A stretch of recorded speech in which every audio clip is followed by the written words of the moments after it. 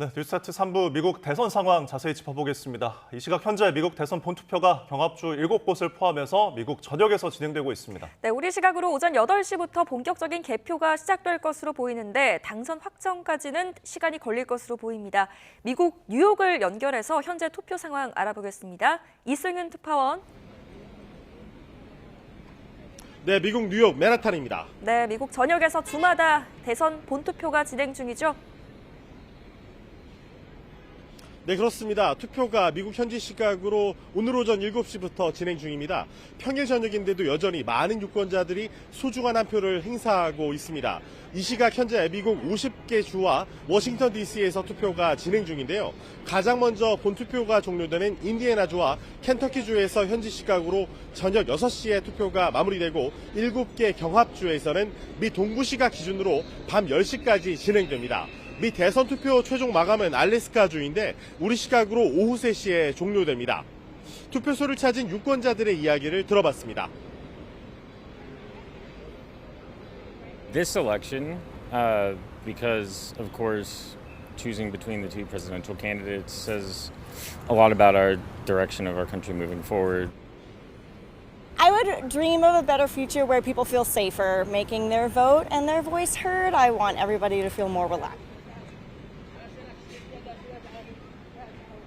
네, 그럼 개표는 언제쯤 시작이 되고 결과는 또 언제쯤 나오게 되는 겁니까? 개표는 우리 시각으로 오늘 오전 8시 인디애나주 동부 지역부터 시작됩니다. 1시간 뒤인 오전 9시에는 경합주 조지아에서 투표 종료와 함께 개표가 시작되는데요. 다른 경합주인 노스캐롤라이나와 펜실베니아, 위스콘신, 미시간, 애리조나, 네바다 순으로 투표 종료 이후에 개표가 시작됩니다. 개표 결과 확정 시점은 미지수입니다. 지난 2020년 대선 당시에는 결과 확정까지 무려 나흘이 걸렸습니다. 올해는 사전투표 열풍으로 오늘 기준 8,300만여 명이 우편투표나 대면 사전투표에 참여한 것으로 나타나면서 최종 승자 확정에 상당한 시간이 걸릴 것이란 예측도 나오고 있습니다. 올해 미 대선 유권자는 2억 4,400만 명인데요. 이 가운데 우편투표를 신청한 사람은 6,700만 명이 넘고 핵심 경합주인 펜실베이니아에서는 선거 당일인 오늘부터 밀봉된 우편 투표를 열어서 확인을 하기 때문에 최장 13일까지 걸릴 수 있다는 예측도 나오고 있습니다. 네, 해리스 부통령과 트럼프 전 대통령의 오늘 행보도 관심인데요. 네, 그렇습니다. 해리스 부통령은 미 대선 이틀 전 이 미시건주 디트로이트의 흑인 교회에서 우편 투표로 사전 투표를 마쳤습니다. 오늘 오전에는 펜실베이니아 피츠버그 라디오와의 인터뷰에서 미국인은 분열에 지쳤다며 리더십은 질책이 아니라 공통점을 찾으려 노력해야 하는 것이라고 강조했습니다. 개표가 시작되면 워싱턴 DC 지역에 위치한 자신의 모교인 하워드대에서 개표 방송을 시청한다는 계획입니다. 트럼프 전 대통령은 자신의 소셜 미디어에 우리는 함께 엄청난 승리를 거두고 미국을 다시 위대하게 만들 것이라고 밝혔습니다. 트럼프 캠프는 플로리다주 팜비치에서 대선 개표 방송 시청 행사를 진행하는데 말어라고 저택으로 돌아온 트럼프 전 대통령이 함께 할지도 관심입니다. 두 후보의 얘기를 연이어서 들어보시겠습니다. I just wanted to come by and thank everybody for all you are doing. This truly represents the best of who we are. Just reaching out to folks, letting them know that we're all in it together. If I win, I know what I'm going to say, and I don't even want to think about the losing part. I would like to tell all of the people that are online to stay online. We have tremendous Republican lines. Democrats, if they'd like, they can leave. 자, 마지막으로 이 초접전의 대결에서 누가 당선될지가 초미의 관심인데 현지에서는 어떻게 예측하고 있습니까? 대선 당일 CNN과 폭스뉴스를 포함한 방송과 신문 매체 모두 섣불리 당선 가능성을 예측하지 못하고 있습니다. 영국 이코노미스트지가 대선 결과 예측 모델을 분석해봤는데요. 이 해리스 부통령과 트럼프 전 대통령의 마지막 예상 승률 50대 50이었습니다. 다만 지난 10월 30일을 기점으로 대선 막판에 해리스 부통령의 상승세가 관측됐다는 게 이코노미스트의 분석인데요. 일주일 전과 비교해 해리스 부통령의 예상 승률이 5%포인트 올랐고 트럼프 전 대통령은 5%포인트가 빠졌습니다.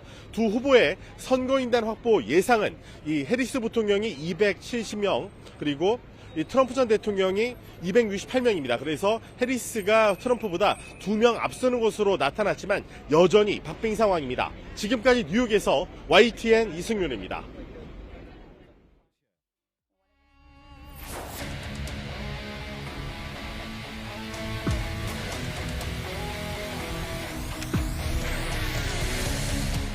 That chip deal is so bad. We put up billions of dollars for rich companies to come and then borrow the money and build chip companies here. And they're not going to give us the good companies anyway. All you had to do is charge them tariffs. How he'd get rid of the CHIPS Act. That was billions of dollars investing in just the kind of work that's happening here. That's good work.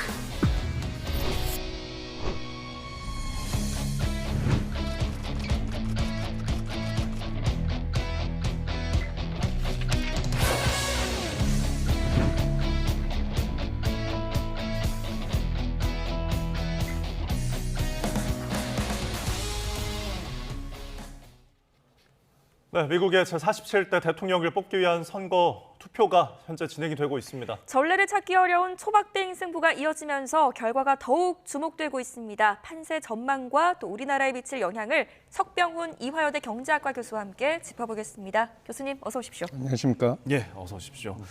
자, 우리나라와 달리 미국은 이제 지역에 따라서 투개표가 좀 다르더라고요. 워낙 이제 땅이 커서 그런지 지금 일단은 뉴햄프셔주 딕스빌 노치, 여기 이제 작은 마을인데 이곳은 일단 3대3 동률을 기록했다고요? 예, 그렇습니다. 미국 대선이 미국 시간 자정, 우리 시간으로는 어제 오후 2시부터 시작이 됐는데요. 예. 이 작은 마을에서 6명이 투표해가지고 두 후보가 3표씩을 얻었습니다. 예, 소수 인원이지만요, 대선이 초접전 양상을 진행되고 있다는 것을 보여주는 단적인 예라고 지금 알려지고 있습니다. 그리고 미국이 워낙 땅덩어리가 크기 때문에요. 한 나라에서만 시간대가 4개가 존재해가지고 주별로 투표 시간, 방식도 다르기 때문에 앞으로 이제 결과 발표되는 것도 상당히 시간이 걸릴 것으로 예정이 돼 있습니다. 그래서 현지 시간 5일 오후 6시, 한국 시간으로 오늘 오전 8시에 인디애나와 켄터키주에서 투표가 먼저 끝나고 개표가 시작될 예정입니다. 네, 지금 또 저희가 화면으로 CNN 생중계 화면을 같이 보여드리고 있는데 또 이른바 족집게로 불리던 주요 예측 모델들도 막판 예측에서 두 후보의 승리 확률이 거의 같다 이런 결과를 내놨더라고요. 예, 그렇습니다. 원래는 트럼프 후보 측이 좀 유리하다고 예측을 하던 그 모형들이 있었는데요. 마지막에 그 선거 캠페인에서 푸에르토리코 쓰레기섬 발언을 하는 바람에 그 푸에르토리코 이민자들의 표가 반대쪽으로 넘어가면서 박빙 양상으로 변화가 했습니다. 그래서 ABC 방송의 선거 데이터 분석 기관 538의 분석에 따르면요, 해리스 후보가 270명, 트럼프 후보가 268명의 선거인단, 그 전체 선거인단이 538명이다 보니까 270명 이상을 확보하면 승리라거든요. 네. 그래서 해리스 후보가 승리할 것이라고 전망을 했습니다. 그다음에 영국의 시사 매체 이코노미스트지도 자체 예측 모형이 있는데요. 여기는 해리스 후보가 276명, 트럼프 후보가 262명을 확보해서 해리스가 승리할 것으로 전망을 했습니다. 반면에 정치 매체 더 힐하고 선거 전문 사이트 디시전 데스크 HQ는 트럼프 후보가 이길 가능성이 54%고 해리스 후보는 보다 8%포인트 높다고 반대로 전망을 했습니다. 그리고 최근에 이제 많은 분들도 참고를 하고 있는 베팅 사이트들도 있는데요. 베팅 사이트 같은 경우는 트럼프가 우세한 결과를 예측하는 곳이 많습니다. 그런데 이 베팅 사이트는 가상화폐를 이용해서 베팅에 참여할 수 있는 사이트들이 많기 때문에 가상화폐 친화적인 공약을 내걸고 있는 트럼프 후보를 지지하는 지지자들이 많이 베팅을 해서 좀 이 예측이 편향돼 있다라는 전망도 있기 때문에 참고하실 필요가 있다 이렇게 보고 있습니다. 예, 저희 지금 보시는 화면이 CNN에서 선거 방송을 하고 있는 라이브 장면입니다. 잠시 후 이제 한 6초 뒤면은 7시 출구조사를 발표할 예정인데요. 자, 저희 함께 화면 보면서 이야기해 보도록 하겠습니다. 자, 지금 이제 결과가 나오고 있습니다. CNN 화면 함께 보시죠. 네, 뭐 경합주인지 어떤 주인지 특정 주의 어떤 출구 조사인지는 알 수가 없지만 네, 일단 화면을 함께 지켜보도록 하겠습니다.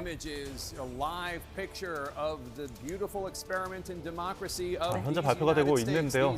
일단은 이제 현지 화면입니다. 오후 3시에 진행됐던 이제 애리조나주의 뭐 투표 현장 모습을 보고 있는 것 같은데요. 네, 현재 보고 계시는 장면은 CNN에 실제 지금 생중계되고 있는 화면입니다. 자, 저희가 예측 판세를 지금 자막으로 나가고 있지만 리얼 클리어 폴리틱스에서는 트럼프가 287명을 가져갈 것이다. 모두 굉장히 근소한 차이를 보이고 있습니다. 결국은 지금 경합주에서 승패가 갈릴 것으로 보이는데요. 요즘에 어떻게 보십니까, 경합주? 네, 그렇습니다. 지금 경합주가 그 관건인데요. 경합주 중에서도 가장 그 선거인단이 많은 의미 보유하고 있는 펜실베니아주의 선거 결과가 가장 관심사가 되겠습니다. 지난 두 번의 대선에서도 펜실베니아주에서 승리한 지금 후보가 승리를 했기 때문에 이번에도 제일 지금 관심이 집중되고 있는 상황입니다. 네, 지금 7시 출구 조사가 아니라 1시간 뒤인 8시에 첫 출구 조사 결과가 나온다고 합니다. 저희 YTN을 통해서 저희 8시 출구 조사 결과도 함께 확인을 하시면 좋을 것 같습니다. 네, 경합주 얘기 나죠. 좀 이어서 해주시죠. 예, 지금 경합주 같은 경우는요. 그동안에 지금 러스트벨트라고 해서 미국의 북동부에 있는 지금 5대5 근처에 있는 주들. 그래서 펜실베니아하고 그다음에 미시간 이런 주들이 경합주로 있고요. 반대로 또 선벨트라고 해서 이제 남쪽에 있는 경합주들이 있었습니다. 근데 그 경합주들 중에서 양 후보들이 이미 좀 상대적으로 우세한 주들이 나눠져 있고요. 가장 관심사는 선거인단 숫자가 19명으로 많은 펜실베니아주가 되겠습니다. 그래서 네. 펜실베니아주에 마지막으로 선거 유세를 하면서 양쪽 후보 측에서 화력을 집중하는 모습을 보였는데요. 지금 거기에서 누가 승리를 하느냐에 따라서 선거인단 숫자가 19명이 왔다 갔다 하기 때문에요. 그게 가장 관심사가 되겠고, 그다음에 지난 두 번의 대선에서도 아까 말씀드린 것처럼 펜실베니아주에서 승리한 후보가 최종적으로 승리를 하는 결과가 얻었기 때문에 시청자분들께서 그 결과를 주의 깊게 보셔야 된다, 이렇게 말씀드립니다. 예. 네. 자, 이 대선 결과가 전 세계적으로 굉장히 영향을 미칠 것입니다. 뭐 트럼프든 해리스든 누가 되든 우리나라에게도 특히 경제에 막대한 영향을 미칠 텐데 일단은 환율이나 이런 부분에서 굉장히 요동칠 가능성이 있는 거죠? 예, 그렇습니다. 현재 원달러 환율은 1,400원에 육박할 정도로 올라와 있는 상태입니다. 예. 그런데 지금 시장에서 전망하기를 해리스가 당선되게 되면 지금보다는 원달러 환율이 내려갈 것으로, 그래서 달러가 약세를 보일 것으로 전망을 하고요. 트럼프가 당선이 될 경우에는 이제 강달러가 지속될 것이다. 그래서 우리나라 이제 원달러 환율도 1,400원대를 넘어설 가능성도 배제할 수 없다. 이렇게 보고 있습니다.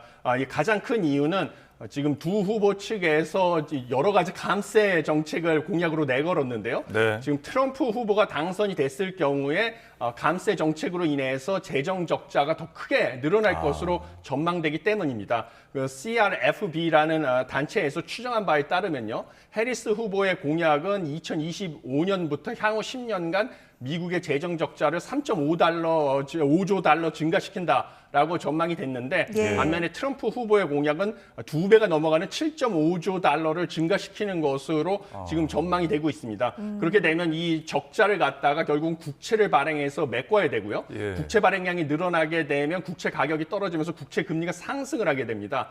미국의 국채 금리가 상승을 하게 되면 투자 자금들이 이제 미국으로 몰려들기 때문에요. 달러화가 강세를 보일 것으로 전망이 돼서 트럼프 당선 시에 이 대규모 국채 발행으로 인해서 원달러 환율은 더 상승할 가능성이 크다, 이렇게 보고 있습니다. 네, 또 접전 끝에 만약에 트럼프가 지더라도 대선에 또 불복을 할 수가 있잖아요. 이 경우에도 또 변동성이 계속 있을 수가 있겠네요. 예, 그것도 지금 많은 뭐 투자은행이라든지 이런 곳에서 우려를 하고 있는 측면입니다. 왜냐하면 지난번 대선에서도요, 트럼프 지지자들이 결과에 불복을 하고 의회에 난입을 한 적이 있었습니다. 그래서 이번에도 만약에 워낙 선거가 박빙으로 흐르고 있다 보니까요, 대선 결과가 나왔는데 초박빙일 경우에는 이제 트럼프 지지자 측에서도 불복을 하고 그러면 이제 더 불확실성이 커져가게 돼가지고 이런 경우에는 또 환율의 변동성이 커질 위험성도 배제할 수 없다, 이렇게 보고 있습니다. 네.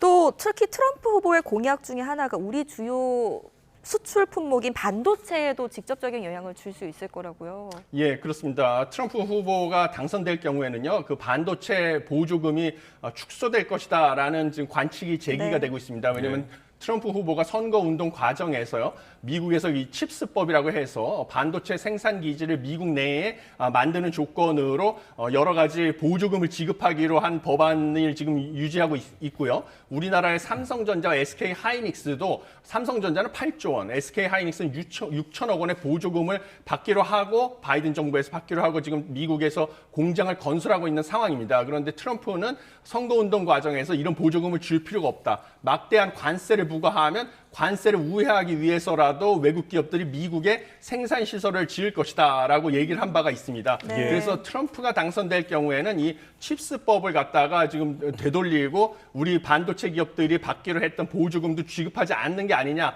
하는 불안감이 제기되고 있는데요. 여기서 이제 시청자분들이 주의 깊게 보셔야 될 점은 이게 결국 법을 바꿔야 되는 상황입니다. 그러다 보니까 이게 하원의 선거 결과가 상당히 중요하다. 그래서 이번에 하원하고 상원도 일부 선거를 하는데요. 상원 같은 경우는 공화당이 지금 과반수 이상을 점유할 것으로 예측이 되고요.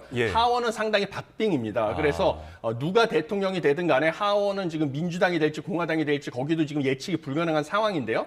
만약에 트럼프가 대통령이 당선이 된다 할지라도 하원을 민주당 쪽에서 장악을 한다고 하면 본인이 원하는 대로 뭐 인플레이션 감축법도 되돌리고 뭐 칩스법도 되돌리고 이러는 것은 하원의 동의를 받아야 되기 때문에 당장 실현할 수는 없는 상황이라서 오히려 좀 우리나라 입장에서는 안심을 해도 된다 이렇게 보시면 되는데 문제는 이제 하원까지 공화당이 승리를 하게 될 경우에는 상당히 불안감은 커지는 상황이다 이렇게 보시면 되겠습니다. 네.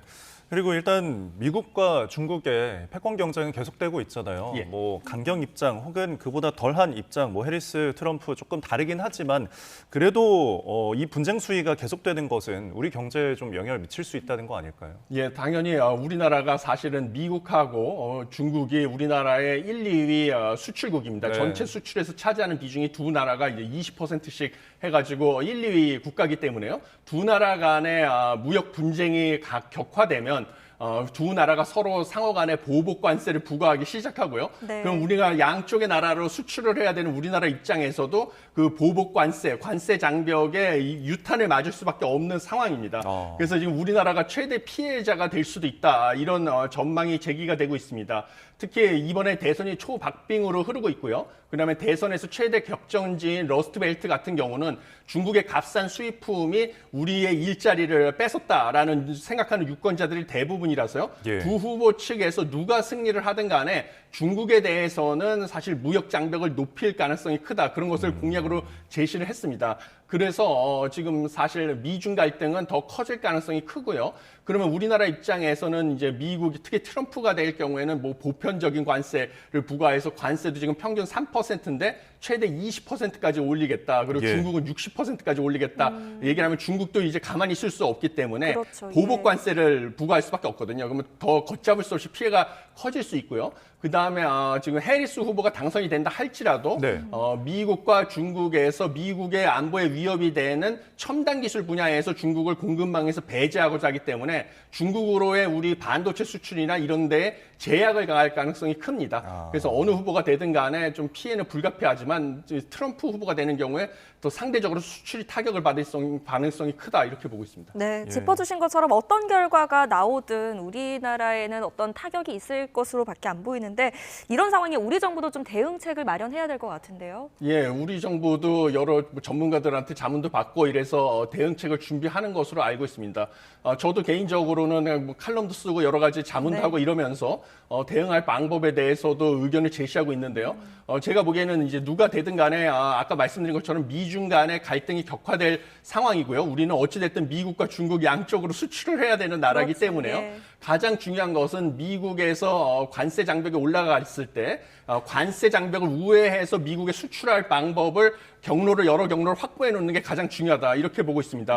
그래서 어떤 경로를 확보해야 되냐면 트럼프가 될 경우에는 우리 대미 무역 수지 흑자가 역대 최대치를 지금 기록하고 있는데 이거를 문제 삼을 가능성이 큽니다. 그래서 흑자폭을 줄이기 위해서는 우회 수출 경로를 뚫어놓는 수밖에 없습니다. 그래서 뭐 멕시코라든지 베트남 같이 노동력은 풍부한 그런 나라에다가 우리나라 생산 기지를 건설을 해서요. 그쪽 나라로 우리가 중간재를 수출을 하고 거기서 최종 제품을 조립을 해서 미국으로 수출하게 되면 우리의 대미 무역 수지 흑자 폭은 줄어드는 대신에 베트남과 멕시코의 흑자가 늘어나는 것이거든요. 그렇겠네요. 예. 이런 식으로 우회 수출을 하는 방법도 있고요. 아니면 미국에서 이제 $800 해외 직구 면세 한도가 있습니다. 그거를 이제 중국에서도 알리, 테무, 쉬인을 이용해서 그걸 이용해서 관세 장벽을 우회해서 수출을 해왔었거든요. 네. 그래서 우리도 이런 것처럼 그 이커머스 전자상거래를 플랫폼을 이용해서 미국의 $800 해외 직구 면세 한도 이거를 활용한 관세 장벽 우회 수출 경로를 뚫는 방법도 있고요. 그 다음에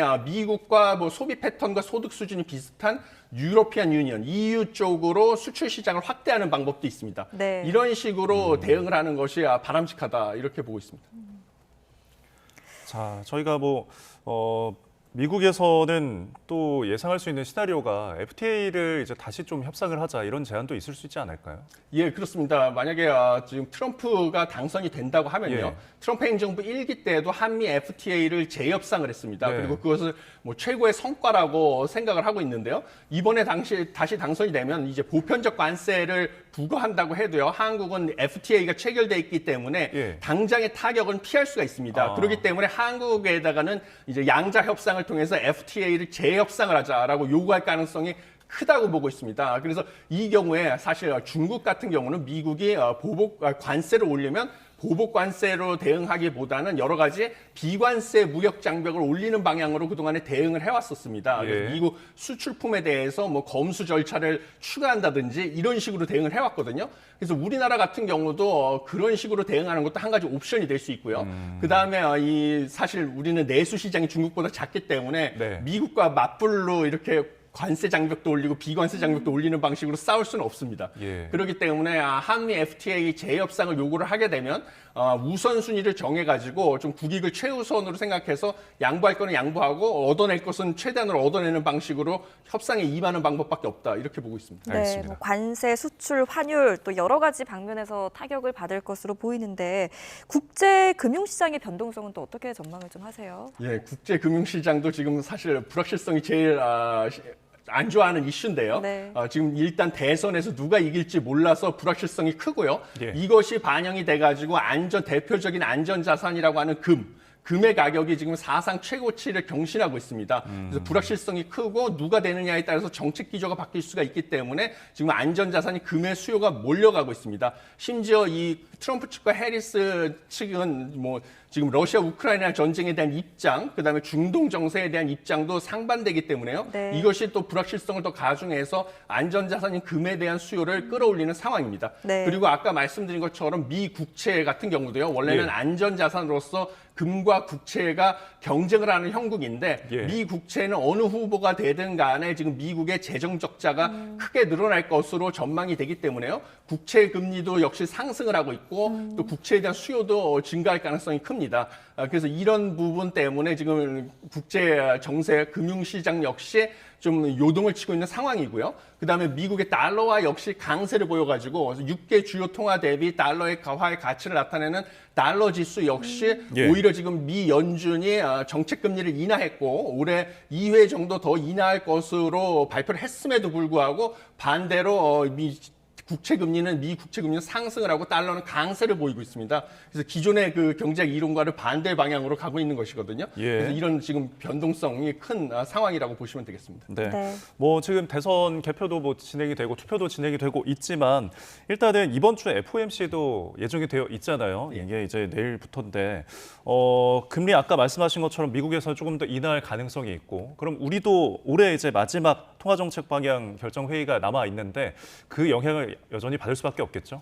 예, 그렇습니다. 지금 우리나라 같은 미국의 FOMC 같은 경우는 지금 지난번에 점도표를 통해서 발표했듯이 올해 남은 두 번 FOMC에서 0.25%포인트씩 두 번에 걸쳐서 인하를 할 가능성이 저는 크다 이렇게 보고 있습니다. 왜냐하면 최근에 발표된 여러 고용 관련된 지표가요. 급격하게 고용 시장이 냉각이 돼서 이것을 막기 위해서 경기 침체를 막기 위해서 미 연준이 정책 금리를 더 빠르게 인하해야 될 필요성은 없다라는 것을 뒷받침하고 있습니다. 예. 그래서 고용 시장이 서서히 균형을 찾아가고 있다라는 것을 입증하고 있습니다. 실업률 같은 경우도 4.1% 완전 고용 수준을 유지하고 있거든요. 그래서 처음에 미 연준이 발표한 것처럼 0.25%포인트씩 서서히 정책 금리를 인하할 것으로 보이고요. 예. 한국 같은 경우는 사실은 지금 내수 상황만 보면 저는 추가적으로 기준금리를 빨리 인하를 해야 된다라고 보는 입장이지만요. 네. 지금 한국은행 총재, 이창용 한국은행 총재가 최근에 환율 변동성, 특히 환율이 상승하는 것이 한국은행의 전망을 좀 초과해서 예상과 다르게 빠르게 상승하고 있는 것을 감안할 수밖에 없다. 이번에 기준금리 결정에서 이렇게 언급을 했습니다. 네. 그래서 지난번에는 수도권의 부동산 가격, 그다음에 가계부채 증가세를 명분으로 기준금리 동결 결정을 했지만요. 이번에는 미 대선 불확실성으로 인한 원달러 환율의 가파른 상승세를 명분으로 역시 기준금리를 동결할 가능성이 크다. 이렇게 보고 있습니다. 예. 네, 한은도 이번 미 대선 결과에 주시하고 있을 것 같습니다. 뉴욕 증시는 미국 대선 이래 일제히 모두 상승 마감했네요. 예, 그렇습니다. 사실 대선 결과 불확실성이 커서 네. 좀 보합세를 보일 가능성이 크다라고 봤는데 그것과는 반대로 오히려 일제히 상승 마감을 했습니다. 가장 중시하는 것은 아까 말씀드린 것처럼 고용시장 지표가 생각보다 나쁘지 않게 나오기 때문에 미국 경제의 펀더멘탈이 역시 걱정할 필요가 없다. 이게 탄탄하다. 이런 투자자들의 인식이 반영이 된 것으로 보이고요. 예. 그다음에 엔비디아 주가가 2.84%나 상승을 했습니다. 엔비디아가 시가총액 1위에 안착을 했는데요. 예. 이 8일부터 다우지수에 편입된다라는 것이 호재로 작용한 것으로 네. 보이고요. 그다음에 엔비디아 때문에 이제 다른 기술주 역시 동반 상승을 했습니다. 네. 그리고 테슬라 같은 경우는 3.54%나 폭등을 했는데 테슬라는 트럼프 전 대통령이 당선이 되게 되면 상당히 수혜를 볼 것이다라는 예측 때문에요. 이게 큰 폭의 주가 상승이 나타났다라고 보시면 되겠습니다. 예, 어떤 누가 되든 미국을 좀 부양시킬 기대감이 좀 반영됐다 싶기도 하고요. 자, 저희가 또 국내 경제 이슈들도 좀 살펴보도록 하겠습니다. 정부가 이제 그린벨트를 해제를 해서 주택 공급을 늘리겠다고 발표를 했는데 여기에 지금 강남권이 포함돼서 좀 관심이 큰 것 같아요. 예, 그렇습니다. 서울 서초 서리풀지구, 원지동, 신원동, 영곡동, 내곡동, 우면동의 개발 제한구역 그린벨트를 풀어서 2만 호를 공급한다는 계획이 포함됐습니다. 예. 그래서 서울, 특히 강남 지역에 주택을 구매하기를 원했던 수요자들께는 상당히 좋은 소식이다라고 보시면 되겠습니다. 그래서 네. 이 서리풀 지구에 최대 28층 높이의 주택을 갖다가 이제 공급을 하겠다라고 하는 건데요. 이 서울에서 대규모 주택 공급을 위해서 그린벨트를 해제한 것은 이명박 정부 때 2012년 이후 처음입니다. 그래서 약 12년 만에 처음이라고 보시면 되겠고요. 예. 그 외에도 경기 고양 대곡, 의왕, 오전 왕곡, 의정부 용현 3개 지구에서 3만 호를 포함해서 수도권 신규 택지에 주택을 총 5만 가구를 추가로 공급하겠다라고 얘기를 했습니다. 그래서 목표는 2029년에 분양을 하고요. 2031년에 첫 입주가 목표입니다. 그래서 이것은 이제 누차 제가 말씀드렸다시피 네. 앞으로 서울을 중심으로 해가지고 3, 4년 뒤에 신규 주택 공급이 급감할 것이다. 신규 주택 착공 건수가 지금 10년 평균에 53%밖에 안 되거든요. 작년에 반토막이 났다 보니까 3, 4년 뒤에 신규 주택이 급감할 것이라는 불안감으로 지금 실수요자들이 연끌을 해가지고 집을 사기 시작을 했죠. 그래서 서울의 주택 가격이 급등을 하고 이제 수도권까지 그게 상승세가 확산된 것을 갖다가 억제하기 위한 그런 대책의 일환이다라고 보시면 되겠습니다. 네, 공급량을 늘리는 건 좋은데 일단 그 속도도 중요하잖아요. 예. 빠른 공급은 또 어렵고 또 공급량을 늘린다고 해도 이게 워낙 또 당첨되기가 어렵다 보니까 로또 분양이 또 대연되는 거 아니냐 이런 우려가 나오던데요. 예, 그렇습니다. 지금 사실 서울이 아까 말씀드린 것처럼 신규 주택 공급이 급감할 것이라는 여러 선행 지표가 나옴에 따라서 서울에 대한 수요가 제일 높습니다. 근데 이번에 서울에서 지금 공급이 될 예정인 곳이 서울 서초 서리풀 지구거든요. 근데 이 2만 호 공급 계획 중에서 55% 되는 경우를 갖다가 이제 미리 내 집이라고 해서 예. 장기 전세 주택의 형태로 공급을 하겠다라고 발표를 했습니다. 그래서 이것은 뭐냐면 10년 거주 후에 출생아 수에 따라서 거주 기간을 추가로 10년을 연장해서 20년 후에 시세보다 이제 출생아 수에 따라서 저렴하게 분양 전환을 할 수 있는 주택이거든요. 네. 그러면 이 55%의 미리 내 집, 장기 전세 주택을 제외하고 실제로 집을 당장 사고 싶은 사람들이 살 수 있는 주택은 약 9,000호에 불과하다라고 보시면 되겠습니다. 그러니까 결국은 서울에 특히 그린벨트 안쪽에는 신규 주택을 공급할 방법은 여전히 없기 때문에 이것만 가지고는 사실 서울에 대한 주택 공급 부족의 불안을 해소하기는 아직 부족하다. 그렇기 때문에 때문에 88 대책의 후속 입법인 재건축 재개발 촉진 법안이 국회에서 협조를 얻어가지고 빨리 통과가 돼야 된다. 왜냐하면 네. 서울 안쪽에는 빈 땅이 없기 때문에요. 예. 재건축 재개발만이 신규 주택 공급을 늘릴 수 있는 유일한 지금 수단입니다. 그렇고 지금 아까 앵커님께서 지적해 주신 것처럼 또 이제 분양가 규제가 있다 보니까 네. 로또 분양, 뭐 희망고문 이런 소리는 또 나올 수밖에 없는 상황이다. 예, 안타까운 현실입니다. 알겠습니다. 저 주택 공급 상황까지 저희가 짚어봤습니다. 지금까지 석병원 이화여대 경제학과 교수와 미국 대선까지 짚어봤습니다. 오늘 말씀 고맙습니다. 잘 들었습니다. 감사합니다.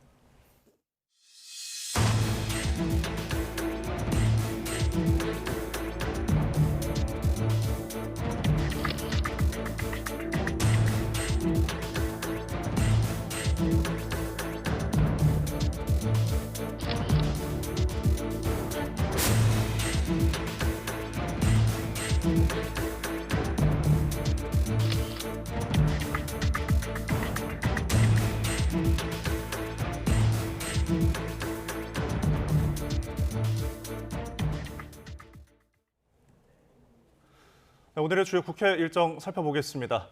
국민의힘 한동훈 대표가 내일 윤석열 대통령의 대국민 담화와 기자회견을 앞두고 당내 중진 의원들과 간담회를 진행합니다.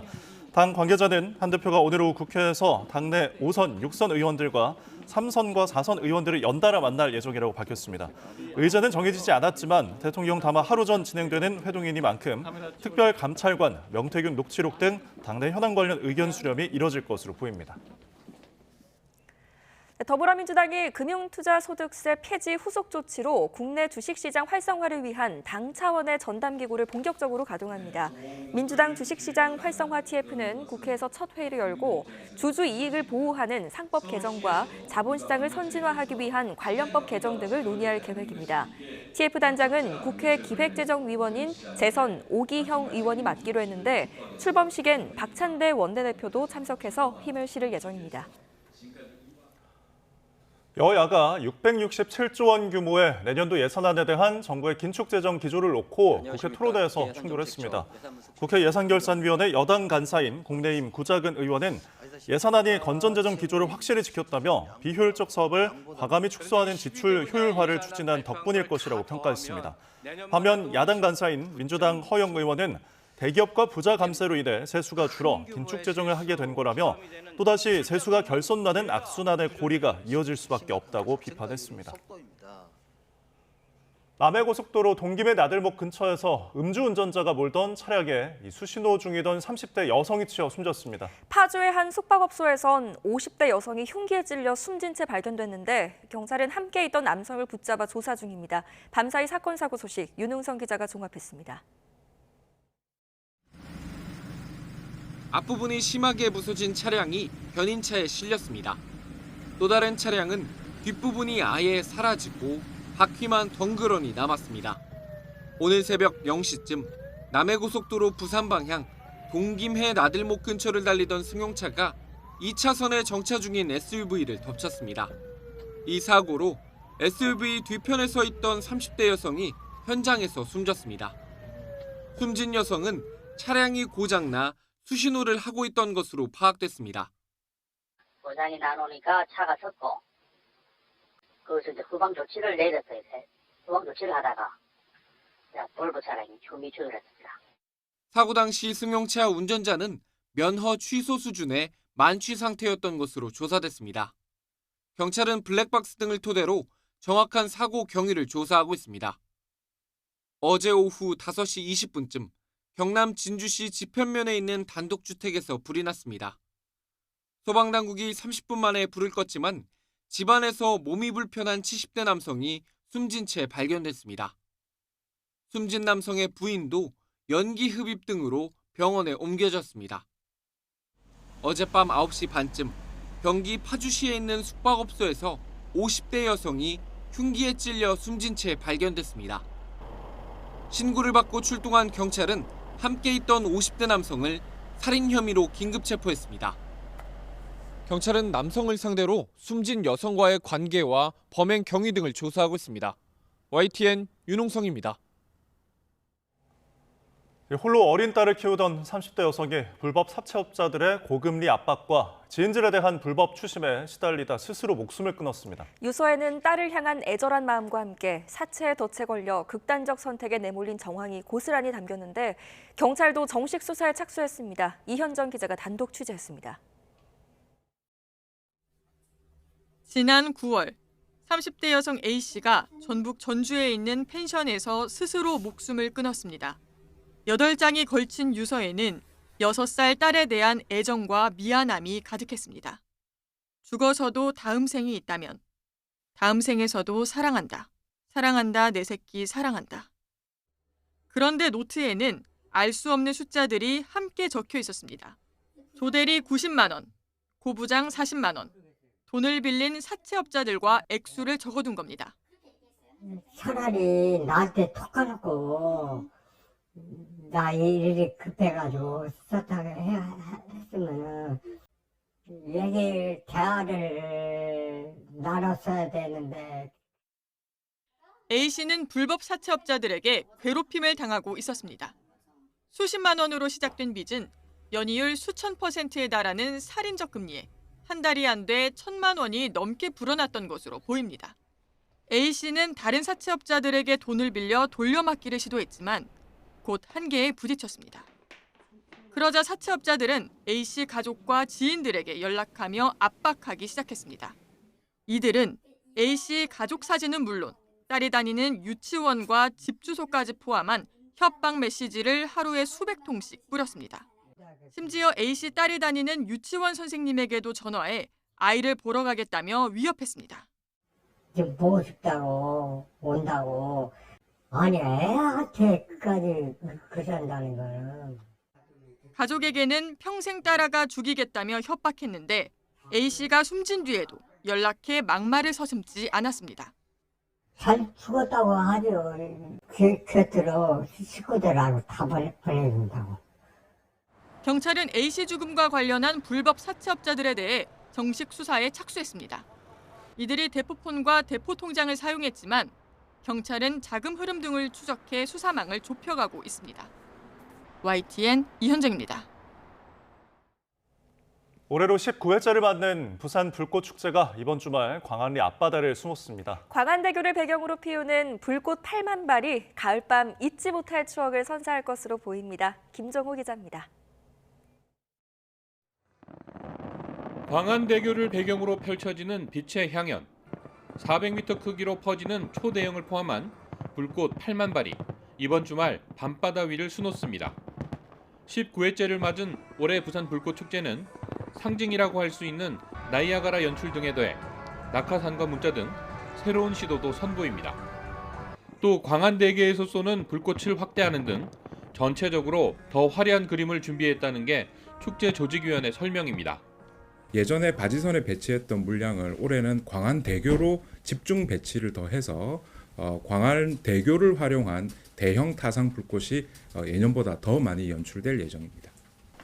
올해 축제에서 부산시는 외국 관광객과 국내 수요를 고려해 유료 좌석을 애초 8,000에서 14,000석으로 확대했습니다. 또 100만 인파가 몰릴 거로 예상하고 안전요원 6,700여 명 배치와 응급진료소 확대, 도시철도 증편 등 다양한 대책도 마련했습니다. 예년보다 행사가 1시간 더 일찍 끝나게 조정해 한꺼번에 몰리던 귀가 행렬이 어느 정도 분산되게 유도하고 백사장과 해안로에는 인파가 20만 명이 넘지 않도록 집중적으로 관리할 방침입니다.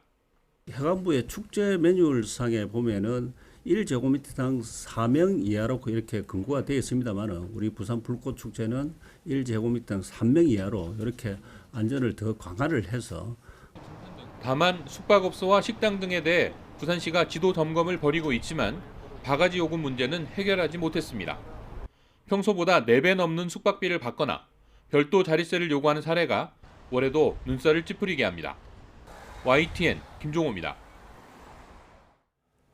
부담 없이 먹을 수 있었던 방울토마토 가격이 연일 강세입니다. 네, 올여름 고온과 집중호우로 당분간 평년보다 높은 가격이 유지될 것으로 보여서 소비자도 식품업체도 근심입니다. 황보혜경 기자입니다. 대형마트 채소 코너입니다. 완숙 토마토부터 대추 방울토마토까지 종류가 이처럼 다양한데 토마토를 마음 놓고 쇼핑카트에 담는 소비자들은 그리 많지 않습니다. 요새는 좀 어떻다고 보세요? 요새는 조금 올라가지고 자주 못 사고 이렇게 조금 드물드물하게 사요. 음식 하는데 이게 좀 꼭 필요한 적이라 오늘은 그냥 구매를 했는데 평상시 같았으면 안 샀을 것 같아요. 방울토마토 소매 가격은 1kg에 16,000원대입니다. 1년 전보다 30%, 평년과 비교하면 무려 80% 넘게 올랐습니다. 대추 방울토마토 역시 평년보다 25% 높은 수준입니다. 9월 중순까지 계속된 폭염에 주산지인 충남 지역에 내린 집중호우로 착과율이 저조했던 것이 원인입니다. 일반 토마토 소매 가격은 1kg에 8,300원대로 평년보다 높지만 만 원을 넘어섰던 지난달보다는 값이 내렸습니다. 가격 부담에 식자재 납품업체 등이 토마토 수요를 줄였기 때문으로 분석됐습니다. 실제로 맥도날드나 서브웨이 등 일부 프랜차이즈 업체들은 토마토를 재료에서 빼거나 수량을 제한했습니다. 이번 달 하순부터는 영호남 지역에서 출하가 본격적으로 시작되며 토마토 가격이 지금보다 떨어질 것이란 관측이 나옵니다. 다만 작황이 부진한 탓에 학년보다 높은 가격은 한동안 이어질 전망입니다. 10월 일조량 부족으로 생육 회복이 지연되면서 11월에도 전년보다는 출하량이 적어서 가격은 전년보다 높게 유지될 것으로 보고 있습니다. 농림축산식품부는 토마토 작황 회복을 위해 영양제를 할인 공급하고 병해충 피해 예방에 나선다는 방침입니다. YTN 홍보혜경입니다.